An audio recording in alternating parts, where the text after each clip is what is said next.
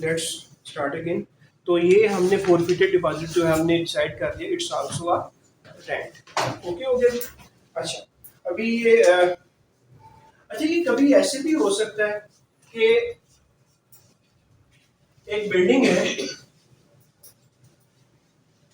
तो ये income of property है, वो कह सकता है forfeited deposit, forfeited deposit is income from property, income from business, income from other sources, none of the above. So your answer should be income from property. Let's start.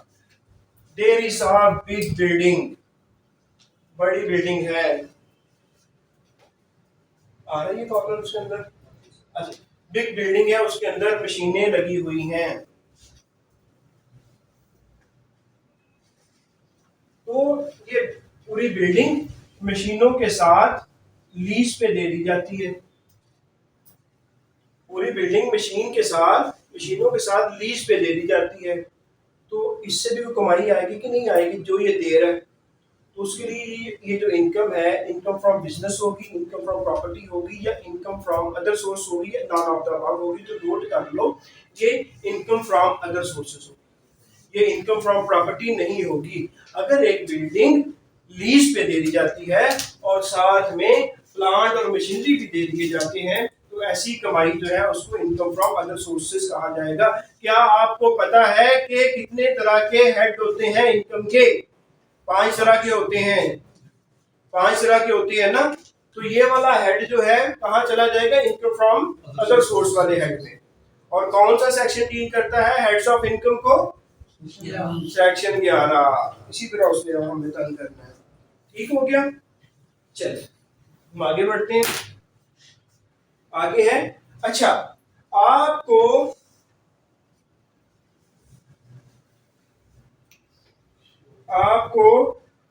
उसने building तो दी, साथ में utilities भी दे दी, बिजली, पानी, gas, phone, bed, ये सारा कुछ दे दिया उसने। एक वो आपसे बिल्डिंग का किराया ले रहा है, और एक जो उसने अमेनिटीज आपको दी, आपको जो यूटिलिटीज दी, इसके पैसे ले रहा है। देखो ये बात हम कर रहे हैं जो ओनर है उसके हिसाब से। इनकम फ्रॉम प्रॉपर्टी क्या जो किरायादार है, जो टेनेंट है, उसकी इनकम फ्रॉम प्रॉपर्टी होती है। जो मालिक है, जो लैंडलॉर्ड है, उसकी होती है ना। तो ये जो देने वाला है उसने बिल्डिंग के साथ होता है, समटाइम तो ये भी दे देता है, सिक्योरिटी भी दे देता है, वो साथ में बेड वगैरह भी लगा के दे देता है। तो जो बिल्डिंग की अमाउंट है उसका तो जो इनकम मिलेगी उससे वो इनकम फ्रॉम प्रॉपर्टी होगी। लेकिन अगर यहाँ से उसको कोई कमाई हो जाती है, यहाँ से कमाई हो जाती है, तो उसकी इनकम कहाँ, उसकी इनकम कौन से वाले हेड के अंदर चली जाएगी? Income from other sources. यही पूछना उसने, और कुछ नहीं पूछ सकता। क्योंकि देखो ये सारा उसने आपको कहा कि मैं आपको इस चीज का 5,000 रुपया महीना दूंगा, 12 महीनों में वो आपसे ले गया 60,000। इन सारी चीजों को खर्चा मिला के आपके ऊपर आ गया 48,000। तो उसने 48,000 लगा के आपसे ले लिया 60,000। उसको मुनाफा हुआ या नहीं हुआ? हुआ। तो ये जो उसको मुनाफा हुआ, उसकी इनकम हुई, ये इनकम फ्रॉम प्रॉपर्टी के अंदर ही शामिल कर देंगे या किसी और हेड में लेके जाएंगे? तो ये यहाँ पे शामिल नहीं करनी, बल्कि इसको इनकम फ्रॉम अदर सोर्स में हम ले जाएंगे। एक पॉइंट हो गया जी क्लियर, आगे हो।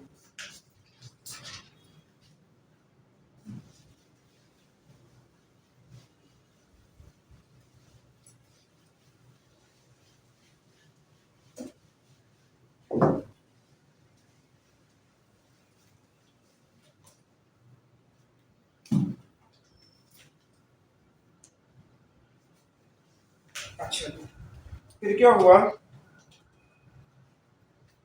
अच्छा यार एक बात ये है कि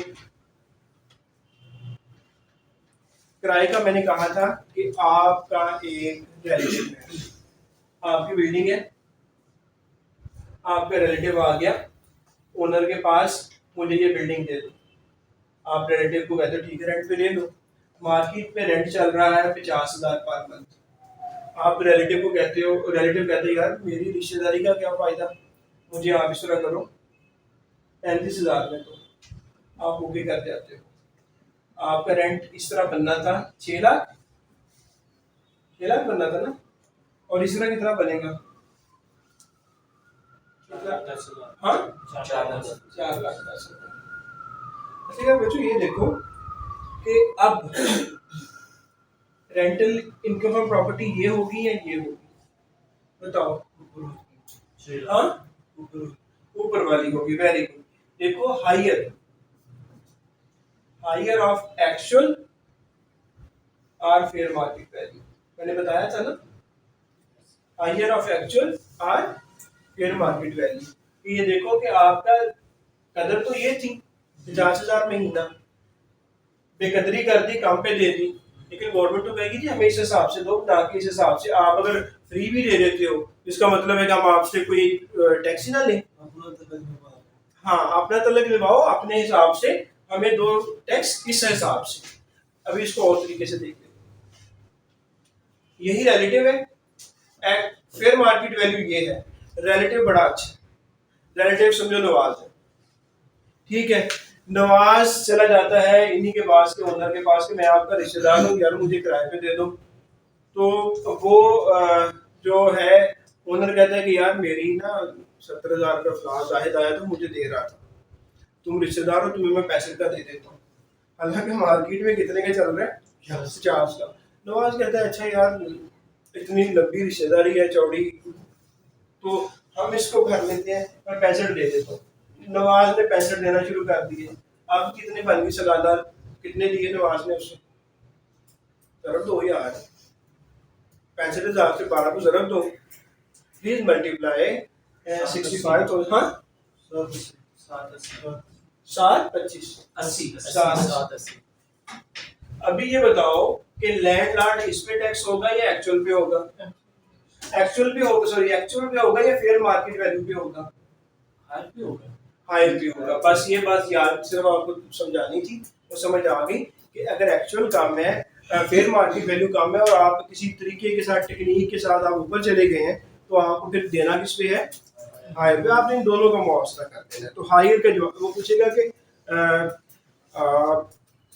income from property is taxable higher of, lower of कह देगा, लोअर ऑफ या higher of this this this and this, option बता देगा। आपको अंडरस्टैंडिंग पता होगी कि जो अगर हायर जो भी होगा ना वो वाला मैंने लेना, लोअर नहीं लेना, इक्वल नहीं लेना, दोनों में से कोई एक ले लो, वो ये कह देगा तो आपने हायर की तरफ चला जाना, लोअर को टच नहीं करना। जो लोअर को टच करेगा उसे करंट लगेगा, करंट कब लगेगा जब रिजल्ट आएगा, ठीक है। तो उस करंट से बचने के लिए आपने पहले ही मेहनत इतनी कर लेनी है। हम आगे मूव करते हैं। देखो हम एक एक पॉइंट को ना जो उसने एक लाइन में लिखा है उसको एग्जाम्पल के साथ लेके जा रहे हैं, हम उसको एग्जाम्पलीफाई कर रहे हैं सो डेट अंडरस्टैंडिंग दी जा सके।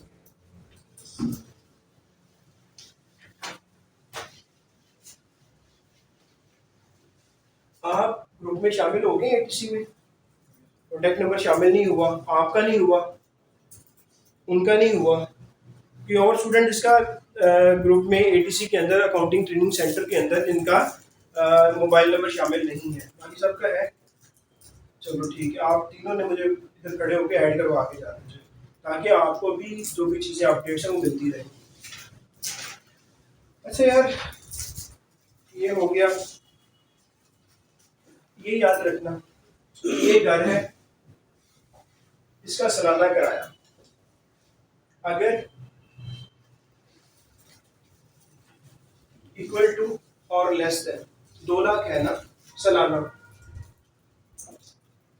और ये घर की ओनरशिप जो है, घर की ओनरशिप जो है वो एक इंडिविजुअल के पास है या एक एओपी के पास है। अभी एओपी की समझ आ जानी चाहिए, मैं एओपी के साथ पार्टनरशिप नहीं कहूँगा, अभी मेरे स्टूडेंट्स को समझ होनी चाहिए कि एओपी मीन पार्टनरशिप। तो अगर मलकियत इस घर की इसके पास है या इसके पास है, ठीक है, और किराया सालाना 2 लाख से कम आ रहा है तो ये एग्जेम्प्ट है। तो ये 2 लाख को वो किसी तरीके से भी पूछ सकता है कि कितना किराया सालाना जो है वो एक इंडिविजुअल और एओबी के लिए एग्जाम्प्ट है।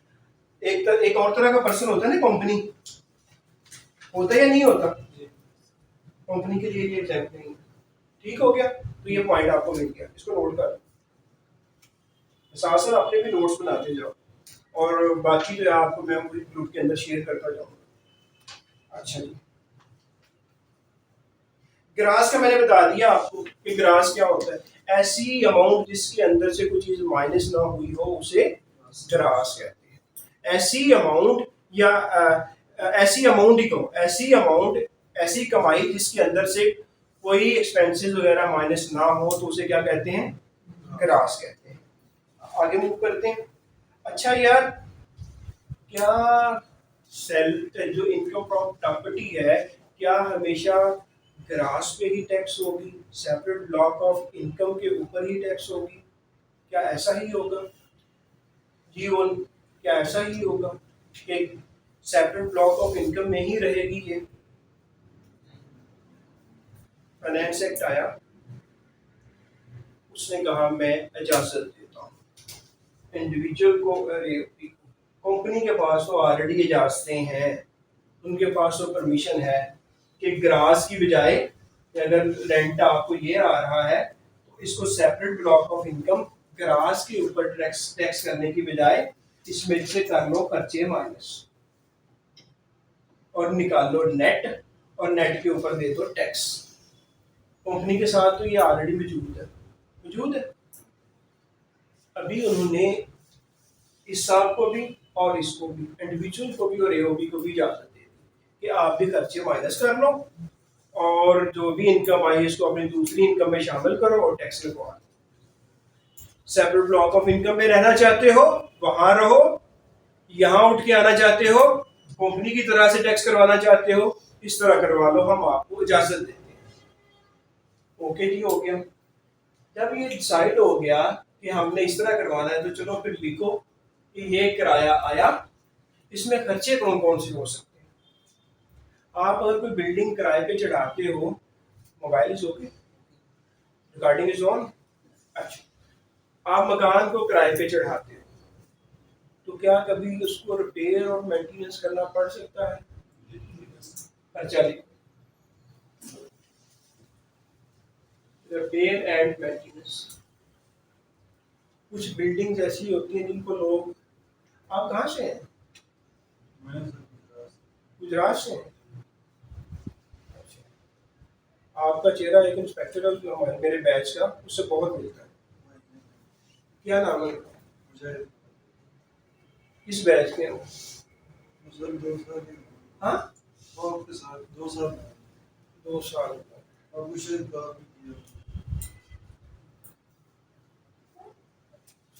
मैं देख लेता, मैं वही देख रहा था कि अच्छा मेरे पास स्टूडेंट्स ज़्यादा मेरे एफडीआर के जो पुराने इंस्पेक्टर मेरे बैचमेट हैं वो भेज रहे हैं। यहाँ बैठे हुए में जो 5-6 ऐसे हैं, कराची से है जो कि भेज रहे हैं। ठीक है, इनको बाहर में डाल दो साथ क्लास में। तो इधर से बता। अच्छा,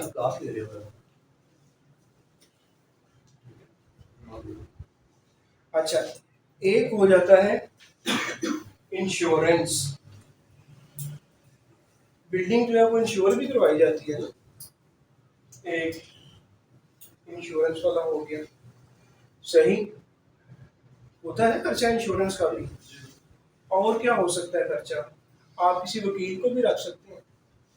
अगर आपकी बिल्डिंग बड़ी है, आपका प्लाजा है, तो आप मुख्तलिफ किस्म के केसेस बनते ही रहते हैं। रिकवरी का हो गया, टाइटलमेंट ऑफ प्रॉपर्टी का हो गया, कोई खर्चा हो गया, वकील साहब को रखा तो लीगल फी हो सकती है। सही। अगर आपका बड़ा सेटअप है तो आप किराया इकट्ठा करने के लिए आप हारे के पास खुद नहीं जाते, आप कलेक्शन के लिए बंदा रखते हैं। कलेक्शन एंड एडमिनिस्ट्रेशन, जो चीज़ों को लाइट खराब हुई वो जाके ठीक करवा दें, एडमिनिस्ट्रेशन कोई छोटा मोटा पाइप लीक हुआ या जो कुछ भी है आपने वो बंदे को लगा दिया। एक रिपेयर एंड मेंटेनेंस तो अलग होगा ना, लेकिन उसको करवाने के लिए जो लोग रखे, कलेक्शन करने के लिए, एडमिनिस्ट्रेशन के लिए। और एक हो गया प्रॉपर्टी टैक्स। ये क्या है, कोई बता सकता है? हम भी प्रॉपर्टी इनकम पढ़ रहे हैं, उसके ऊपर प्रॉपर्टी के ऊपर भी टैक्स देना है, वो जो इनकम फ्रॉम प्रॉपर्टी के ऊपर टैक्स, ये प्रोवेंशियल है। इसके लिए urban immovable property tax act 1958, Punjab excise department, excise and taxation department of Punjab, वो प्रॉपर्टी टैक्स लगाता है। ठीक है, तो अगर आप वो प्रॉपर्टी टैक्स पे करते हैं, एक आपको ये खर्चा अलाउ हो जाएगा। कलेक्शन एंड जो एडमिनिस्ट्रेशन है वो होगा, इसके लिए ये नोट करने वाला है, ये पेपर में आने वाला है, एक्चुअल आर 4% ऑफ इनकम। ठीक है जी, ठीक है। यहाँ पे आप देखो, ये पॉइंट है पेपर में आने वाला, इसको सर्कल करो और इसको हाईलाइट करो। वो कहेगा कि आपकी इनकम फ्रॉम प्रॉपर्टी है, आप कलेक्शन एंड एडमिनिस्ट्रेशन जो है ना वो एक्सपेंस क्लेम करना चाहते हैं, तो वो हायर ऑफ एक्चुअल आर 4% होगा, लोअर ऑफ एक्चुअल आर 4% होगा, या हायर ऑफ एक्चुअल आर 5% होगा, लोअर ऑफ एक्चुअल आर तो वो 5%, तो दो एक जगह वो परसेंटेज को डिस्टर्ब करेगा और एक जगह पे वो हायर और लोअर को करेगा। तो जिसको पता होगा ना कि लोअर, ये बात इसमें टेक्निकल सी बात है, जब इनकम की तरफ डिपार्टमेंट जाता है ना अदारा, तो वो देखता है कि इनकम में शामिल करना है ना, तो क्या करता है, हायर की तरफ नहीं करवा रहा होता, फेयर मार्केट वैल्यू या एक्चुअल, दोनों में से हायर। खर्चा जब माइनस करवाना है तो वो क्या कर रहा होता है कि खर्चा मैं कम करवाऊं, तो खर्चा कम करवाने के लिए वो हायर लिखेगा या लोअर करवाएगा। तो ये एक टेक्निकल बात तो ध्यान में रखो, आम तौर पे यही हो रहा होता है, एक कोई स्पेशल कोई कंडीशन ना पैदा हो जाए, लेकिन जनरली क्या हो रहा होता है, तो लोअर और हायर का हमने एक हिस्सा तमाम करने की कोशिश की, कि जब कभी एक्सपेंस वो हमें अलाउ कर रहा हो ना, तो अदारे की जरूरत होती है, डिपार्टमेंट एफबीआर की कोशिश होती है कि मैं लोअर पे करवाऊं, और जब इनकम में शामिल करना चाह रहा हो तो उसकी क्या कोशिश होती है, हायर पे। तो ये बड़ा मोटा पॉइंट हमें समझ में आ गया। तो यहाँ 4% या एक्चुअल कलेक्शन पे फॉर एग्जाम्पल आपका 10% हो जाता है खर्चा कलेक्शन करने के लिए और एडमिट करने के लिए, तो क्या आपको 10% अलाउ कर देगा? तो क्या नहीं, 4% तक, या एक्चुअल वो 4% पे आपको रोक देगा, आपके ऊपर सीलिंग लगा देगा, कैप लगा के आपको उसके अंदर बंद कर देगा। ठीक है कि 4% आपका खर्चा हो गया 2% एक्चुअल, ठीक है, वो कहता है 4% तक अलाउ है, तो 2% एक्चुअल आपको वो अलाउ करेगा, या फिर 4% ऑफ रेंट 2%। बस बात समझ आ गई है, बात हम जो सीखना चाह रहे थे वो हमें समझ आ गई, आगे चल। अच्छा, एक और बात, repair and maintenance, repair and maintenance, इसका क्या होगा? इसका ये होगा कि जो भी रेंट है, जो भी रेंट है उसका 1/5, इसमें सिर्फ इसी तरह खेल सकता है कि repair and maintenance allowance is allowed up to 1/3, 1/4, 1/5, 1/6। तो आपका आंसर क्या होगा? 1/5 of rent chargeable tax, 1/5 of 1/5 of RCT, इसको हम ऐसा ना आरसीटी कहते थे, RCT rent chargeable to tax, rent chargeable to tax. ये इसलिए क्यों कहते हैं, क्योंकि यहां मैंने लिखा चाहे रेंट ले लिया, रिसीव्ड आर रिसीवेबल, इसलिए वो रिसीव्ड नहीं कहता, वो कहता है RCT, rent chargeable to tax. ऐसा रेंट जो कि चार्जेबल है टैक्स के लिए, उसका 1/5 आपको रिपेयर एंड मेंटेनेंस में लिखा है। ये भी बता दें किस तरह क्वेश्चन पेपर में कर सकता है। आगे मूव करो जी, आपको क्वेश्चन की नोट करें और क्वेश्चन स्टार्ट होंगे 8:30 में। नोट करें, अपना क्वेश्चन प्लीज नोट कर लिया करें। अच्छा जी, अच्छा फिर ये वाला, ये नोट कर लो यार, टैक्स क्या, वो ये पेपर में पूछ सकता है। Property, only property tax paid, note करो word, only property tax paid is allowed as deduction from rent chargeable to tax. तो क्या पेड आएगा, वो कहता है पेड या पेडेबल, आपने पे कर दिया या नहीं दिया, पेएबल भी है तो उसको भी माइनस कर दो।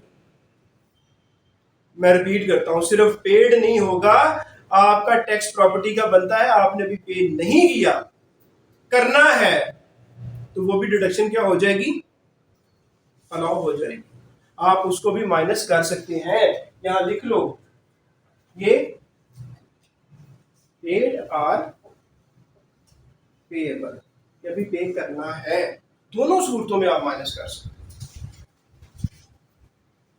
फिर इंश्योरेंस में भी लिख दो, ये खेल जाएगा, पेड आर पेएबल, वो इस पे खेलेगा, मुझे लग रहा है कि वो इसमें से वो सिर्फ पेड पे रुकवा देगा, आपको ट्रू फॉल्स करवा देगा। ठीक है, तो आपने जिसको पता होगा ये, चाहे मैंने दिया या नहीं दिया, मैंने इसको डिडक्शन मुझे अलाउ है।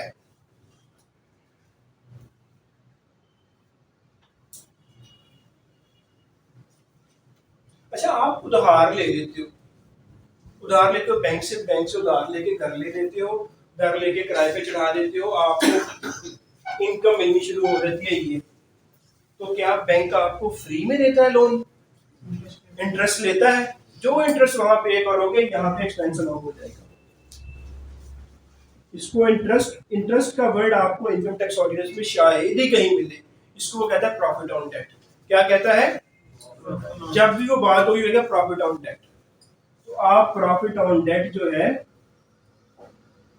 प्रॉफिट ऑन डेट अगर आपने किराए पे लिया, उधार लिया, उधार लेके किराए पे चढ़ा दिया, मकान परचेज करके इनकम आ रही है, खर्चा ये वाला अलाउ हो जाएगा, माइनस कर दो। खर्चे अलाउ होने या ना होने का झगड़ा ही ये है, क्योंकि खर्चा अलाउ हो जाएगा तो कमाई कम हो जाएगी, कमाई कम होगी तो टैक्स कम होगा, तो कमाई को कम करने से रोकने के लिए एफबीआर ने तरीके बनाए हुए हैं। वो इसलिए वो देखता है कि क्या ये वाले खर्चे वही हैं जिस तरह मैंने कानून के अंदर कहे हैं, तो फिर मैं अलाउ करूंगा, अगर उस तरह नहीं है तो वो मैं अलाउ नहीं करूंगा। आगे वो बताएगा, इसको नोट करते जाओ यार। अच्छा, प्रॉपर्टी मॉर्गेज भी होती है, यूके वगैरह में चल रहा है, तो मॉर्गेज जो पे करोगे वो भी आप खर्चा अलाउ है। वो कह सकता है कि ये 3 खर्चे देख के ये वाले अलाउ है या नहीं है, अगर आपको पता होगा तो आप टिक करोगे ना, अगर नहीं पता होगा तो नहीं कर पाओगे। फिर आगे आगे मूव करते हैं। लीगल चार्जेस भी चाहे आपने दे दिए या पेएबल है, मैं आपका वकील हूँ, आपने मुझे रखा, आपने मुझे पे कर दी, या खर्चे मैंने बिल भेजे अभी आपने पे नहीं दिए, तो आपको डिडक्शन क्या है, वो अलाउ है।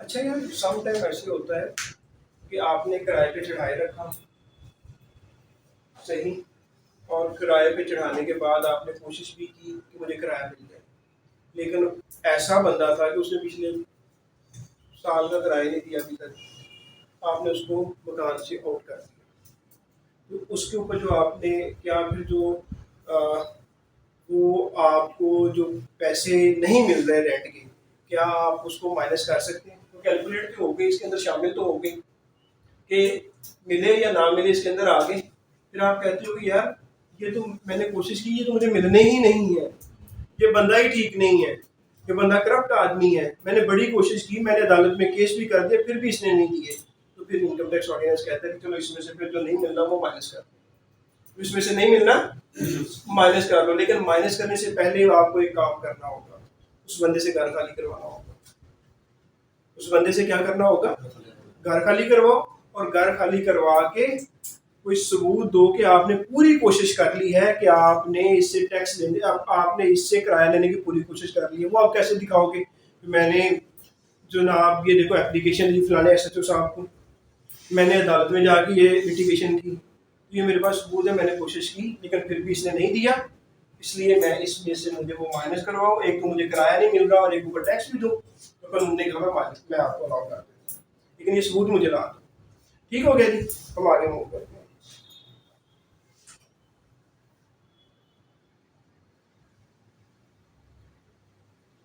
अच्छा यार, यहाँ पे ये एक पॉइंट नोट कर लो। आपने कहा जी मैंने वकील साहब को पैसे देने हैं, वो आपने माइनस करवा लिए, माइनस करवा लिए, 3 साल गुजर गए, आपने उनको पैसे ही नहीं दिए, यहाँ पे माइनस करवा के बैठे हो, तो लिखो 3 साल कि अगर आपने कोई चीज माइनस करवा ली है, डिडक्शन अलाउ करवा लिया, 3 साल के अंदर अंदर आप वो नहीं पे करते, तो वो ये फिर आपकी इनकम में हिस्सा बन जाएगा, तो वापस आ जाएगी। तो डिडक्शन यहाँ माइनस करवाई ना, 3 साल तक उसे पे ही नहीं करते, तो फिर जो उस साल में जो होगी उसमें ऐड कर दो।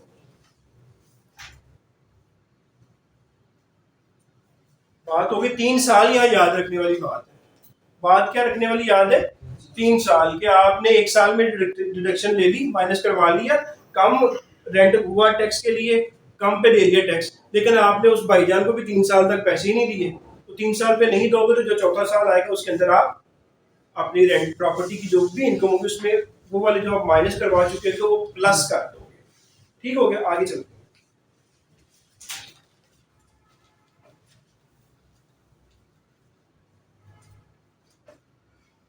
फिर क्या हुआ कि यहाँ पे आपने वो 3 साल के 20,000 देने थे, 3 साल बाद भी आपको सपोज करते हैं यही रेंट आया, आपने फिर वो डिडक्शन जो माइनस करवाई थी वो ऐड करवा दी। फिर क्या हुआ, आपको सोच आई, वकील साहब ने आके आपको सही झंझोड़ा, तंग किया, आपको ये देने पड़े, आपने इनकम का भी हिस्सा बना लिया, 1 साल अगले साल आपको देने भी पड़े, उसने कहा मैंने छोड़ना नहीं है तुझे, चाहे कुछ भी हो जाए, आपने दे दी, फिर जिस साल दोगे ना उस साल फिर माइनस कर। ठीक हो गया, बात लॉजिकल चल रही है ना? चलो,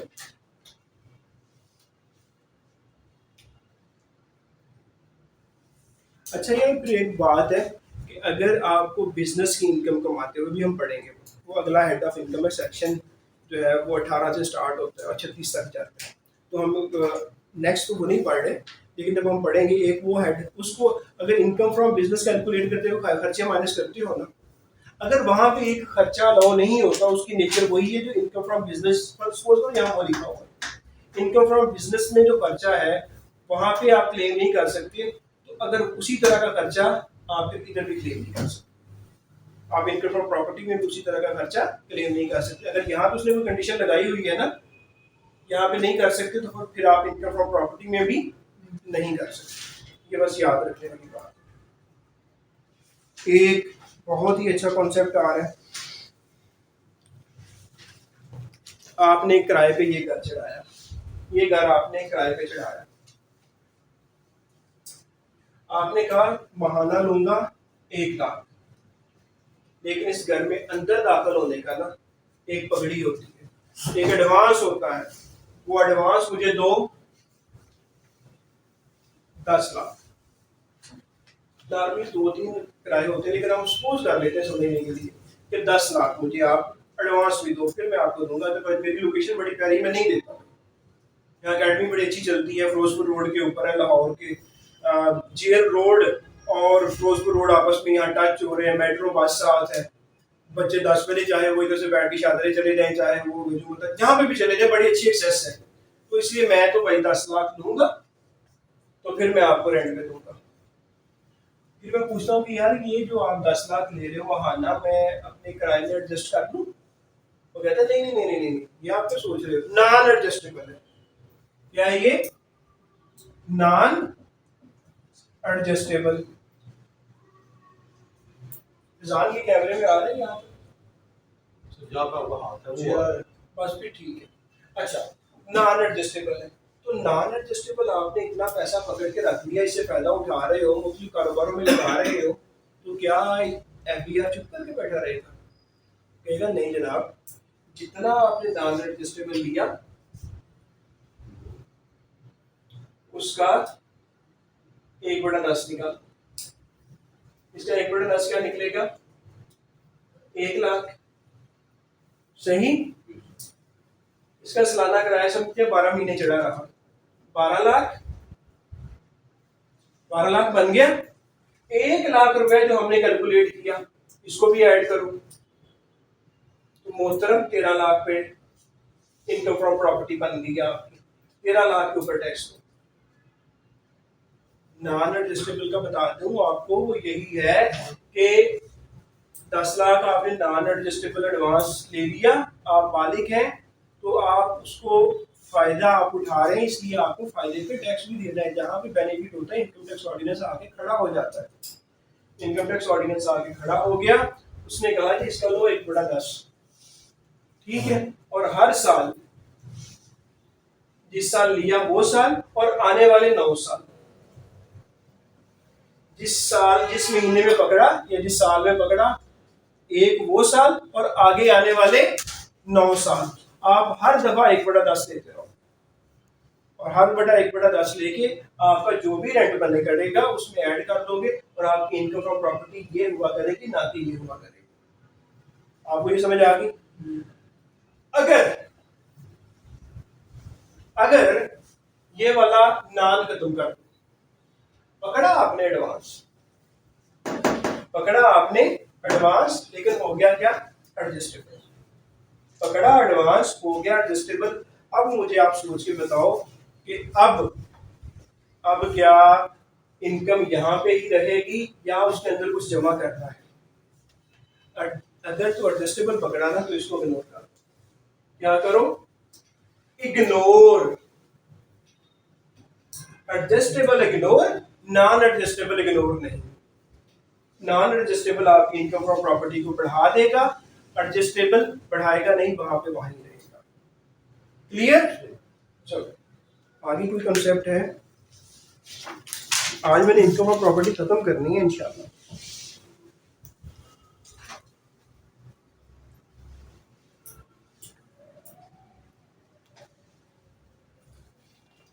अच्छा यार, एक और मैं बात बताता जाऊँ आपको।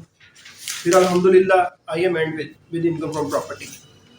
ये बड़ा सेक्शन था, हमने एग्जेम्पलीफाई करके 2 सेक्शन है इसमें। Section number 15 income from property, 15A deduction, 15A deduction और 16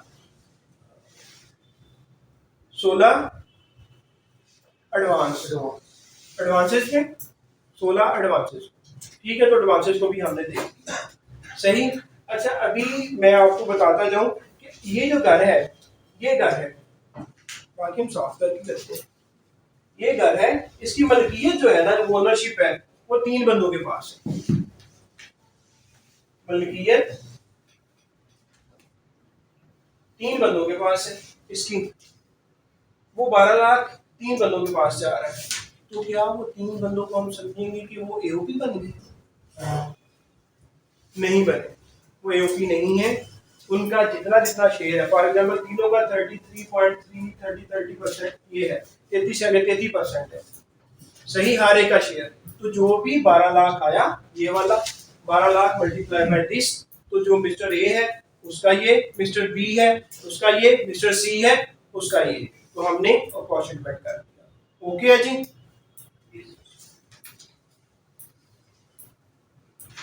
आगे चलो।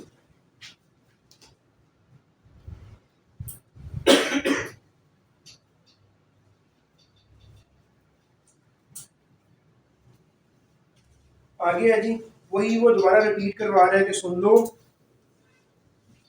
अगर ये बिल्डिंग है, इसको लीज पे लिया गया और आगे फिर सब लीज कर दिया गया,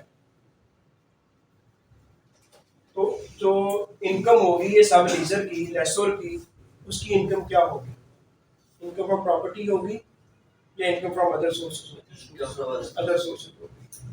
और अगर ये बिल्डिंग है, इसमें प्लांट मशीनरी लगा हुआ है, लीज पे दे दी गई, तो फिर जो इनकम होगी इनकम फ्रॉम प्रॉपर्टी होगी या income from other source? Income from other source होगी। और अगर ये बिल्डिंग के अंदर अमेनिटीज, यूटिलिटीज और इस तरह की और सर्विसेज दी गई हैं, उनके ऊपर से कोई इनकम होती है, तो इनकम फ्रॉम प्रॉपर्टी होगी या इनकम फ्रॉम अदर सोर्स होगी। बस एक आध पॉइंट और मुझे देख लेने दो, after that we are end with income from property.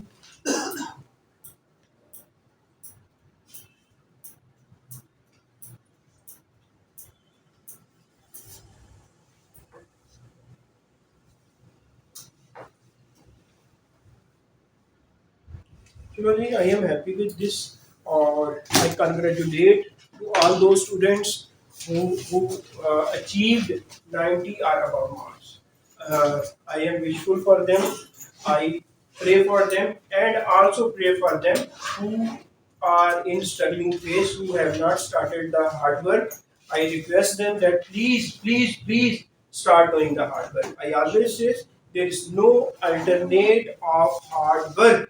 You are an intelligent person, but it will not guarantee you the success.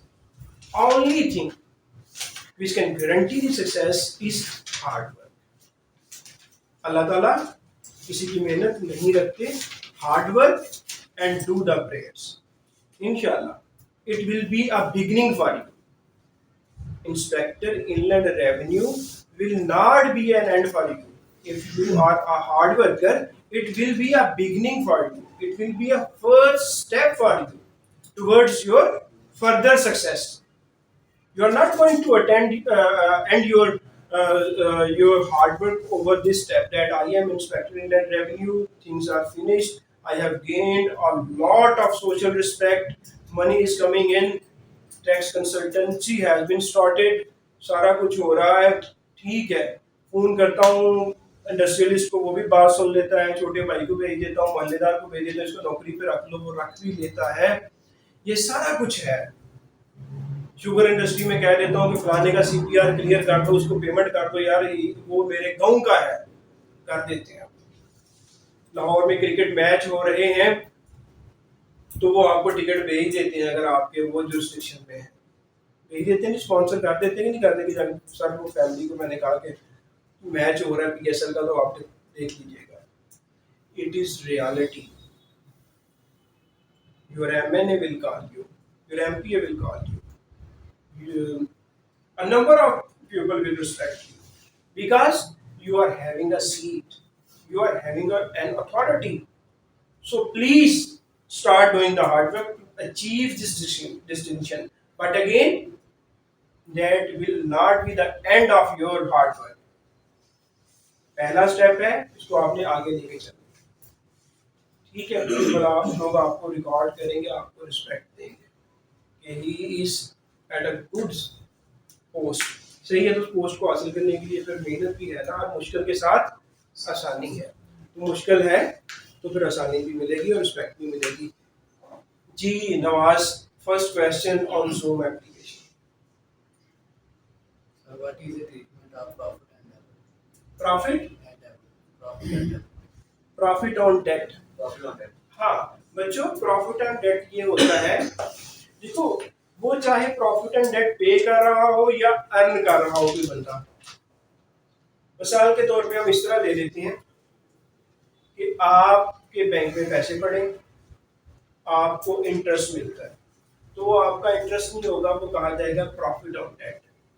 जब भी आपके बैंक में प्रॉफिट होगा, 6 महीने बाद यूजुअली वो आपके बैंक अकाउंट में क्रेडिट कर देते हैं, जब भी क्रेडिट होता है आपका बैलेंस बढ़ जाता है।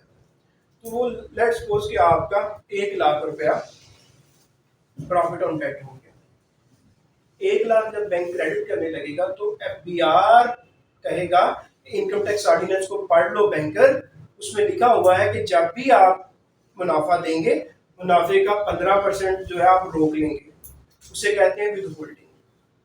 उसे क्या कहते हैं? With holding. उतना विद होल्ड करो और मिस्टर जाहिद के सीएनआईसी के ऊपर एफबीआर में जमा करवा दो, ठीक है। तो ये प्रॉफिट आपको मिला 85,000 आपको मिल गया, आपका बैलेंस बढ़ गया, 15,000 कहाँ चला गया? एफबीआर में चला गया आपके नाम।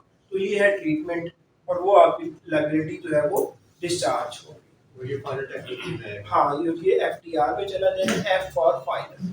Next question is adjustable and non adjustable. हाँ, ये very good, I appreciate student, please question पूछा करें। एडजस्टेबल और नॉन एडजस्टेबल ये है कि देखो आपने बयाना दिया, चलो आप अभी दिया ना करो, आप लिया मालिक है, your landlord, you are not a tenant, आप किराएदार नहीं है, you are the owner of the property. As an owner of the property you are receiving rental income per 12 lakh. साथ में आपने नॉन एडजस्टेबल ये है कि जब आपने किराए पे चढ़ाया उस वक्त 10 लाख ले लिया उनसे, लेकिन आपने कहा हर महीने किराया दोगे 1 लाख, उसने कहा दूंगा, उसने कहा इसको मैं इसमें से माइनस नहीं करने दूंगा, वो आप अलहदा से दोगे, तो जो माइनस नहीं करेगा अलहदा से दोगे वो नॉन एडजस्टेबल हो गया। और अगर हर महीने आपने 1 लाख किराया देना है, आप कहते हो जी मैं किराया दे रहा हूँ लेकिन जो 10 लाख मैंने दिया है ना 50,000 हर महीने उसमें से लो और 50,000 रुपया मैं दूंगा, टोटल मैं आपको फिर भी 1 लाख दे रहा हूँ। तो ये वाली एग्जांपल किसकी होगी? This is the example of adjustable. So non adjustable and adjustable is over taxation हमने समझ ली जी। नेक्स्ट क्वेश्चन 3 ईयर वाला सर दोबारा। 3 ईयर हमने कहा कि इनकम में से खर्चे माइनस करें तो जो पीछे नेट इनकम बचती है नेट इनकम के ऊपर हो जाएगा टैक्स। आपने नेट इनकम तो डेफिनेटली कम होती है ना, जो नेट इनकम कम होती है ना, यहाँ पे ये देखो ये लाइक ये 20 लाख आपको रेंट मिला, उसमें से मुख्तलिफ खर्चे किए आपने, खर्चा वकील साहब वाले कर लेते हैं कि आपने वकील साहब का खर्चा 1 लाख क्लेम कर लिया कि मैंने वकील साहब को अभी देना है, फिर भी उसने कहा ठीक है आपने देना है दे देना, आपको मैं अलाउ कर देता हूँ। तो आपकी इनकम होगी 19 लाख। 19 लाख में आपने टैक्स कैलकुलेट किया, एफबीआर को जमा करवा दिया। 3 साल गुजर गए, आपने वकील साहब को भी 1 लाख नहीं दिया, तो एफबीआर कहता है कि इसका मतलब है आपकी नीयत ही नहीं देने की। जब आपने 3 साल में नहीं दिया तो आपने फिर कब देना है? चलो फिर 1 लाख जब अगले साल, जब 3 साल बाद आपकी इनकम होगी ना जो भी होगी किराए की, उसमें इसको शामिल करो, जो माइनस करके आपने फायदा दिया था वो फायदा वापस करवाओ, वो फायदा वापस कर दो। तो ये है जी कॉन्सेप्ट। जी आगे बिल्डिंग और यूटिलिटीज वाला। हाँ, तो यार ये हमने यहाँ बनाया था। यहाँ पे ना मजा आता है आंसर करने का, लेकिन जब आप लोग रात को 11 बजे या 12 बजे पूछते हैं उसको गुस्सा आता है मजा आने की बजाय। अभी मुझे किसी को पढ़ा रहा हूँ, मुझसे क्वेश्चन किए जा रहे हैं, मैं ओपन हूँ, आप वो कहें sir are you free for giving me answer, तो वो तब झड़ जाती है यार ये क्या बात है कि यार मेरी पर्सनल लाइफ नहीं है। तो हाँ अभी चलो जी। अच्छा यार ये लास्ट क्वेश्चन होगा तो 8:45 पे जूम में ऑटोमेटिकली बंद हो जाता है, और चल रहा है अभी भी।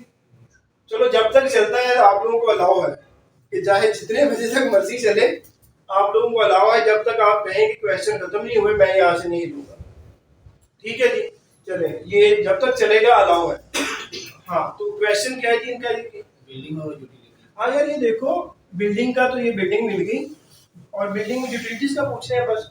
यहाँ पे लगे हुए हैं बेड, यहाँ पे बिजली, यहाँ पे इन्होंने एक गार्ड बिठा दिया, ये सारा कुछ मिल गया इसके साथ।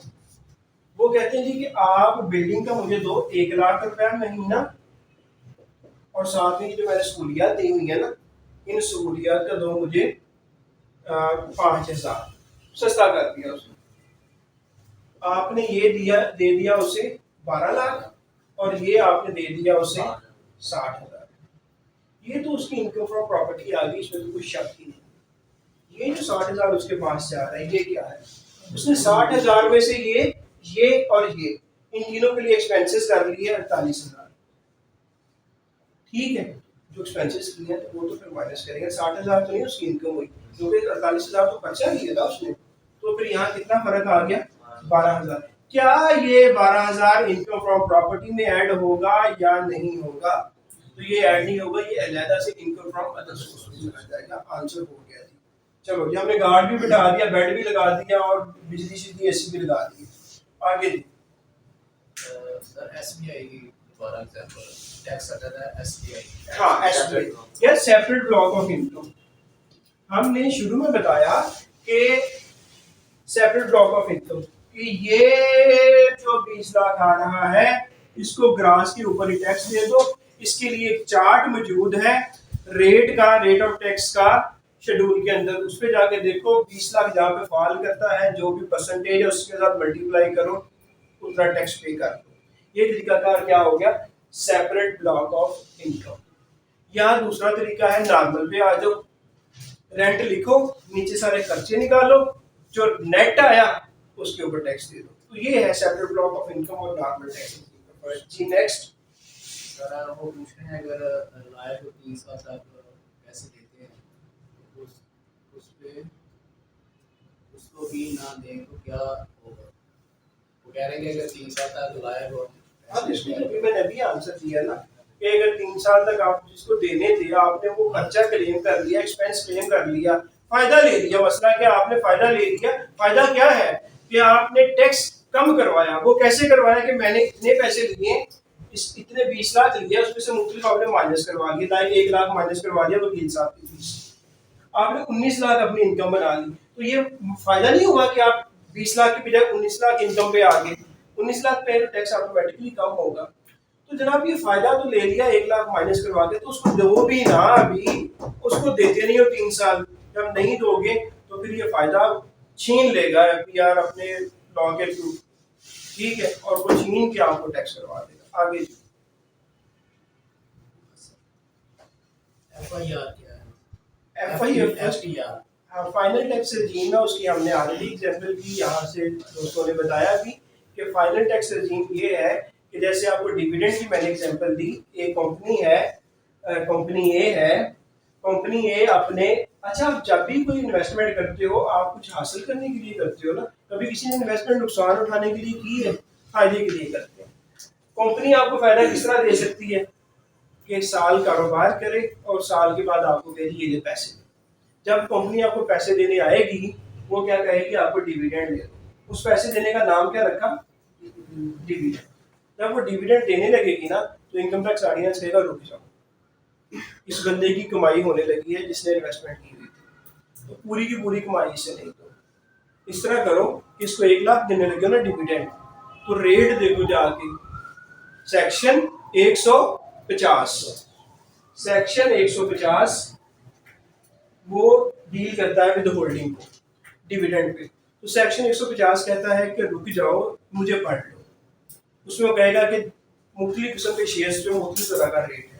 तो जिस कंपनी का जिस तरह का शेयर होगा और वो डिविडेंड दे रही होगी, वो 7.5% से लेकर 15% के करीब होल्डिंग है। वो कह रही है उतना रोक लो, 1 लाख में से उसको 15% से ज़रब दो, 15,000 रोक लो, 85,000 जो है वो दे दो बंदे को, शेयर होल्डर को।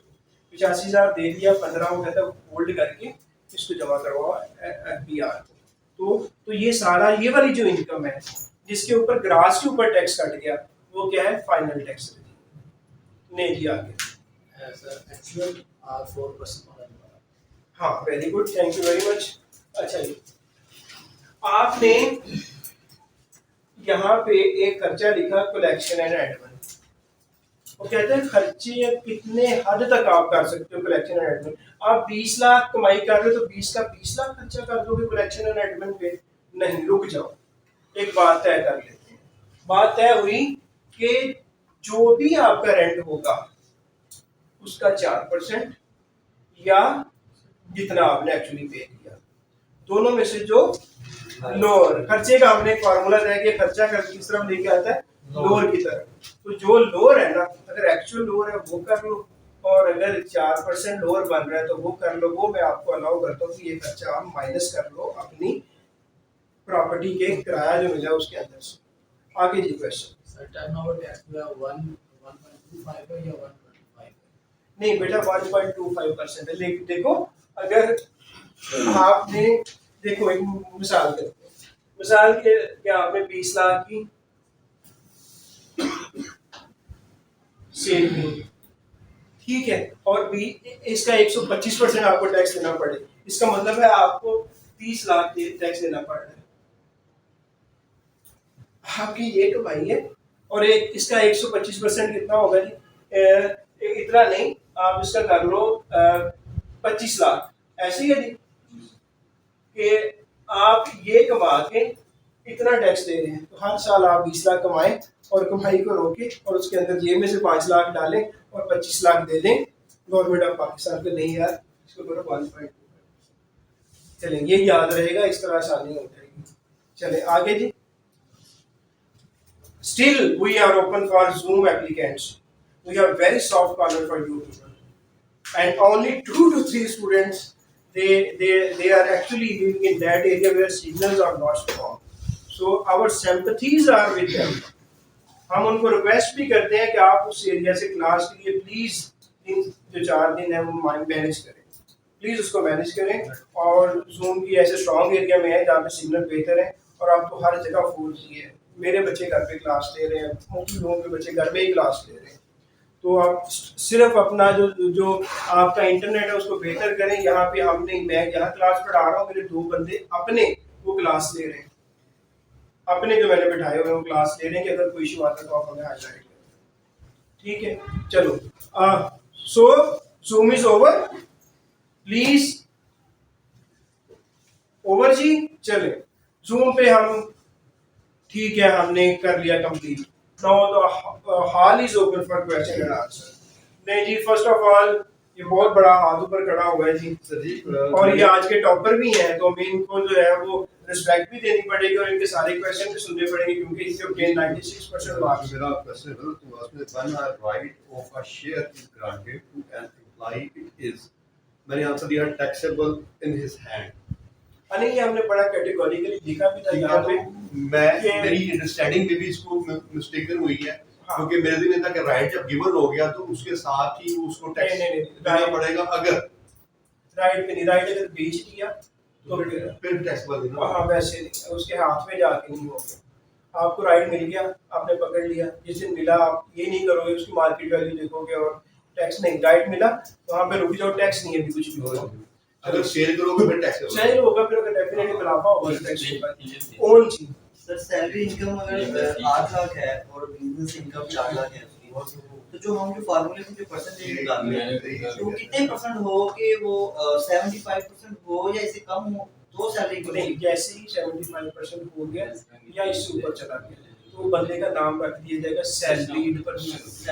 अब होगा तो हाँ, 75% आर अबाउ, ठीक है। और अगर वो इससे कम है तो कहा जाएगा नॉन सैलरीड पर्सन। तो नॉन सैलरीड पर्सन के लिए एक चार्ट जो है वो अलग है टैक्स रेट का और सैलरीड पर्सन की जो चार्ट है वो अलग है। Now next move to next question जी। टॉपिक के रिलेटेड तो नहीं है लेकिन हमारा फाइनेंशियल ईयर जुलाई 1 और 30 जून पे खत्म होता है, ये इसी में क्यों है और भी मंथ नहीं है इसके पीछे? हाँ, जैसे ये देखो, ये आपका क्वेश्चन पहुंच गया, थैंक यू वेरी मच। अच्छा, ये दुनिया में ममालिक डिसाइड करते हैं अपने अपनी चीज़ों को देख के, अपने बेसिक्स को देख के कि हमें कौन सा रखना चाहिए। जो हमारे एंसेस्टर्स हैं, हमारे फोरफादर्स हैं, उन्होंने कोई लॉजिक देखा होगा इसमें। इंडिया वाले 1 अप्रैल से करते हैं आई थिंक, और उस अराउंड 30 या 31 मार्च को खत्म हो जाता है। यूके वाले कैलेंडर ईयर को करते हैं, 1 जनवरी को शुरू करते हैं और 31 दिसंबर को खत्म कर देते हैं। हमने डिसाइड किया होगा कि हम 1 जुलाई को करेंगे और 30 जून को खत्म करेंगे। तो ये हमने डिसाइड किया होगा, इसके पीछे कोई स्पेसिफिक लॉजिक तो मुझे समझ नहीं आती, लेकिन ये आप अपना डिसीजन होता है। तो ये गवर्नमेंट ऑफ पाकिस्तान का डिसीजन है, अब का नहीं, काफ़ी पुराना है। और एग्जैक्टली मुझे नहीं कि कब हमने इंडिया वाले भी घूमते रहे, उन्होंने 2-3 दफ़ा उन्होंने भी चेंज किया ये वाला कि वो 12 महीने करते 12 महीनों का। कोई ऐसा वेदर कंडीशंस ये अभी मैं इसका जो है ना, ये देखो जिस तरह इकोनॉमिक एक्टिविटी के लिहाज से कोई रिसर्च की होगी, ठीक है, कोई ना कोई तो लॉजिक पीछे रख के फिर उन्होंने ये डिसाइड किया होगा। तो ये क्यों किया, कोई ना कोई तो रखना था, तो ये मोस्ट सूटेबल उन्होंने ये देखा और उन्होंने ये रख दिया। अच्छा जी, जी आपका कोई आपसे की तरफ से कोई क्वेश्चन नहीं? सर वो जो आपने एग्जांपल दी थी कि रेंट मतलब अगर बंदा नहीं देता पूरा साल तो उसके लिए लीगल प्रोसीडिंग डिपार्टमेंट को देना जरूरी है कि ये मैं प्रोसीडिंग नहीं, डिपार्टमेंट को कभी कोई नहीं देता। ये तब पता चलता है जब आप किसी ऑडिट वगैरह में आ जाए। ये डिपार्टमेंट कहता है कि यार आपको क्या हो गया, पिछले साल आप रेंटल डिक्लेयर कर रहे थे, इस साल क्यों नहीं किया, इस साल भी आप डिक्लेयर करो। तो तो फिर आप रीजन लेके जाते हो कि यार रीजन ये है कि जो मेरा टेनेंट था, जो किरायादार था, he was not a good person, I remained litigant with him. I approached the court. वहाँ जाके जी on please let me sir give the इस साल आंसर। में उस साल में उसका मतलब किराया भी नहीं मिला और प्रोसीडिंग में भी उसका 50,000 लाख का हाँ खर्चा। तो फिर गवर्नमेंट टैक्स नहीं लेगी ना। सर वो नेक्स्ट डिडक्शन करेगा उसमें से जो नेक्स्ट वो लेगा नेक्स्ट ईयर। हाँ वो लाओ है रिडक्शन। बेसिकली मेरे कानून के अंदर ये लिखा हुआ है कि आपने टाइटल ऑफ प्रॉपर्टी को महफूज करने के लिए आपने जो लीगल खर्चे किए वो अलाउ है। तो आप सारे यही बना लेते हैं कि टाइटल के लिए हमने किए, तो वो अलाउ। सर वो 3 लफ्ज़ आपने लिखते RCT। RCT rent chargeable tax, RCT rent chargeable tax. जी तो से बाद में पूछेंगे। और कोई भी? ये एम्प्लॉयमेंट इज इंक्लूसिव और एक्सक्लूसिव तरफ होता है। हाँ तो ये पढ़ना था, पढ़ के बताना कि ये इंक्लूसिव है या इंक्लूड है। जब वो मैंने बताया था ना कि हर डेफिनेशन के साथ लिखा है मींस, इंक्लूड्स, ये मैंने दो बड़े कैटेगोरिकली ग्रुप के यहाँ लिख के बताया था कि अगर इंक्लूड है तो डिक्शनरी के लिटरल मीनिंग भी आ जाएंगे, मींस है तो जो मैंने कह दिया वही है। ठीक है, तो ये बात है। अच्छा जी कोई और? सर ये जो हमने एग्जांपल दी थी लीज विद मशीनरी है, हाँ वो इनकम फ्रॉम अदर सोर्सेज होगी। हाँ अगर सिर्फ लीज पे देते हैं हाँ तो वो फिर ये कानून में लिखा नहीं हुआ, लेकिन सिंपल लीज हो ना तो वो फिर इनकम ऑफ प्रॉपर्टी का। ठीक है, और अगर सब लीज हो तो income from other source. Lease पे लीज पे आगे लीज पे चढ़ा। एक कॉन्सेप्ट नोट कर लो, सुन के जा रहा है। अच्छा, एक होता है lease hold property, lease hold property. ये शायद किसी ना डिस्कशन में आपको आ जाए।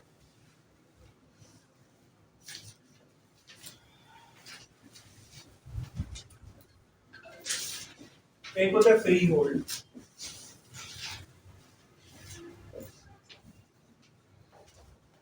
लीज होल्ड में क्या है कि आप की बिल्डिंग वगैरह है, ठीक है, आपकी है, लेकिन फिर भी आप इसके जो रेंट है ना, लैंड रेंट पे करते हैं। ठीक है, और आप इसके फर्दर जो है इसको फर्दर एक्सपेंड वगैरह नहीं करते। और फ्री होल्ड क्या है, जमीन भी आपकी है, इसकी बिल्डिंग भी आपकी है, इसकी जितना मर्जी होगा। Lease hold property and free hold property. तो ये छोटी सी बात मैंने कहा बता दूं, फ्री होल्ड आपका सारा कुछ बिल्डिंग और इसके ऊपर भी सारा कुछ आपका है। ये है कि आपकी बिल्डिंग वगैरह तो है, लेकिन जो लैंड वगैरह है ये 99 ईयर्स आपको लीज पे मिली हुई है, जैसे है वैसे रखेंगे। ये ज़्यादातर कॉन्सेप्ट यूके में चलता है, लंदन के अंदर, freehold and leasehold property. तो क्या today should we end the class with your permission? People on Zoom, should we end the class? Yes sir. कर दें जी एंड क्लास को। It is 9 PM in Lahore. Definitely आप लोग कोयटा में भी ऐसे ही है, मस्तूम में भी है, मटियारी में भी है, हर जगह पे हमारे अल्हम्दुलिल्लाह स्टूडेंट बैठे हुए हैं। करक में भी ऐसे ही है। कटक साहब शुड वी एंड? चलें जी, इधर आगे मैसेजेस और करते हैं खत्म। Very good, so thank you very much. आज के रिजल्ट से I am not very much happy. अगर 80-85 स्टूडेंट्स जो हैं वो रिजल्ट दे रहे हैं, उनमें से 8-10 आ रहे हैं 90, तो आई एम नॉट सेटिस्फाइड। मैं अपनी परफॉर्मेंस से भी सेटिस्फाई नहीं हूँ और आप लोगों की परफॉर्मेंस से भी सेटिस्फाई नहीं हूँ। We will endeavour to improve our performance including me. सही, तो आप भी मेहनत करो so that we can meet the objective, जो हमारा गोल है उसके करीब जा सके और उसको अचीव कर सके। Till tomorrow, good bye from my side. अल्लाह हाफिज़। होमवर्क तो जी बता दो 60 तक कर देंगे।